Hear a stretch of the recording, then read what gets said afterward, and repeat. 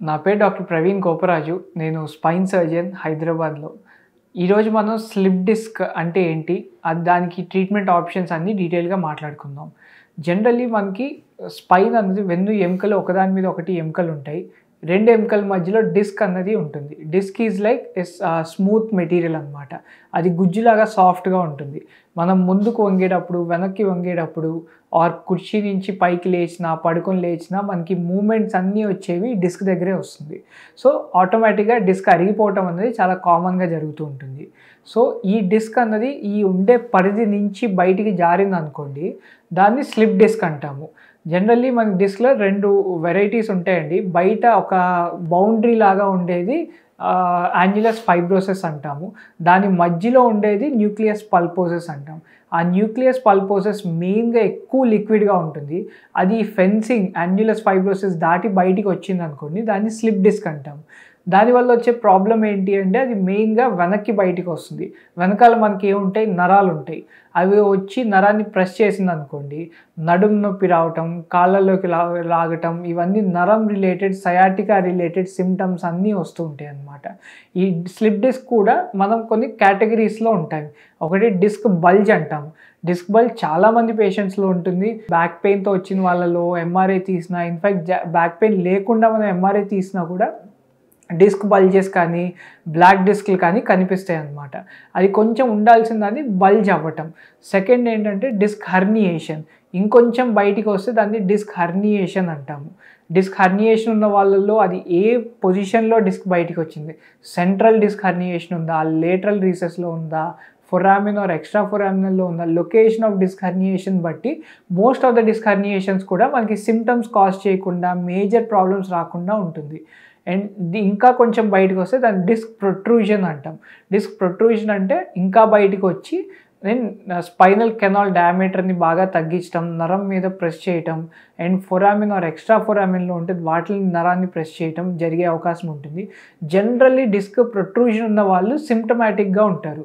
అంటే కాళ్ళల్లో తిమ్మిరి, నొప్పి, జాలు రావటం, కాళ్ళలో వీక్‌నెస్ రావటం, ఈ సయాటికా రిలేటెడ్ సింప్టమ్స్ అన్నీ డిస్క్ ప్రొట్రూజన్ ఉన్న వాళ్ళల్లో ఉంటాయి.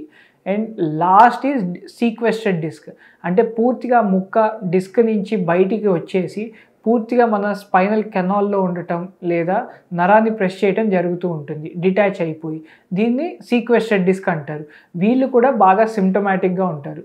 అండ్ చాలా సివియర్ సింప్టమ్స్ ఎలా ఉంటాయి అంటే ఇంకా ఎమర్జెన్సీకి నైటే వచ్చేసి, క్యాజువాలిటీకి వచ్చేసి ఎంత పెయిన్ కిల్లర్స్ ఇచ్చినా నొప్పి పోయేలాగా అంత సివియర్‌గా ఉంటాయి. So, generally as a spine surgeon మనం కేటగరైజ్ చేసుకున్నప్పుడు డిస్క్ ప్రొట్రూజన్ ఉందా, ఎక్స్‌ట్రూజన్ ఆర్ సీక్వెస్టెడ్ డిస్క్ ఉందా అనేది మనం చూసుకొని దాని ప్రకారంగా ట్రీట్మెంట్ ఇస్తాం. సో, మనం డివైడ్ చేసినట్లు జనరల్లీ వచ్చిన వెంటనే మనం క్లినికల్‌గా ఎవాల్యుయేట్ చేసి దాన్ని ఎలా చూస్తాము అంటే ఒకసారి ఎక్స్‌రే తీసి అవసరమైతే ఎంఆర్ఐ తీస్తాం. ఎంఆర్ఐలో మనం ఇలా కేటగరైజ్ చేసుకుంటాం. డిస్క్ ఏదైతే ఎక్స్‌ట్రూజన్ ఉందా, ప్రొట్రూజన్ ఉందా, డిస్క్ బల్జ్ ఉందా అని. అకార్డింగ్‌లీ మన ట్రీట్మెంట్ కూడా వేరీ అవుతూ ఉంటుంది. మనకి సింప్టమ్స్ అన్నవి తట్టుకోగలిగినంత స్టేజ్‌లో ఉండి డే టు డే యాక్టివిటీస్ అంత ఎక్కువ ఎఫెక్ట్ చేయకపోతే ఫర్ ఆల్ పేషెంట్స్ ఇనీషియల్లీ మనం మెడికేషన్ అండ్ ఫిజియోథెరపీ అడ్వైస్ చేస్తాము. ఓకే. మెడికేషన్‌లో మెయిన్‌గా ఉండేది పెయిన్ కిల్లర్ నొప్పి తగ్గించడానికి అండ్ న్యూరోపథిక్ మెడికేషన్స్ అండి. గాబాపెంటిన్ అండ్ లైరికా అవి మన ఈ కాలు సయాటికా నొప్పి తగ్గించడానికి మెడికేషన్స్ ఉంటాయి. వీటితో పాటు లోకల్ ఎమల్సిఫైయర్స్ అంటే ఆయింట్మెంట్స్ కానీ, ఇవి హాట్ ప్యాక్స్ కానీ పెట్టుకుంటే మోస్ట్ ఆఫ్ ద పేషెంట్స్ ఆటోమేటిక్‌గా వీటితో సెట్ అవుతారు. కొంతమంది ఇవన్నీ చేసిన తర్వాత కూడా తగ్గకపోయినా లేదా ఇవన్నీ చేసినా కూడా డే టు డే యాక్టివిటీస్ బాగా ఎఫెక్ట్ అవుతున్నా, కాళ్ళలో వీక్‌నెస్ వచ్చినా కూడా సెకండ్ ఆప్షన్ ఏంటంటే సర్జరీ అని చెప్తాము. సర్జరీ అందరిలోని చెప్పము. అది ఇవన్నీ చేసిన తర్వాత తగ్గకపోతే వాళ్ళలోనే సర్జరీ చెప్తాము. Depending upon the intensity of pain and type of disc మనం only decompression or discectomy procedure చేయాలా? లేదా ఇన్‌స్ట్రుమెంటేషన్ అంటే స్క్రూస్, రాడ్స్ వేయాల్సి ఉంటుందా? అన్నది డిసైడ్ చేసుకొని అకార్డింగ్‌లీ మనం చేసుకోవచ్చు. ఏదున్నా సరే మనం ఇప్పుడు లేటెస్ట్ అడ్వాన్స్‌మెంట్స్‌తో మినిమల్లీ ఇన్వేసివ్ ప్రొసీజర్స్ అవి చేస్తూ ఉంటాము.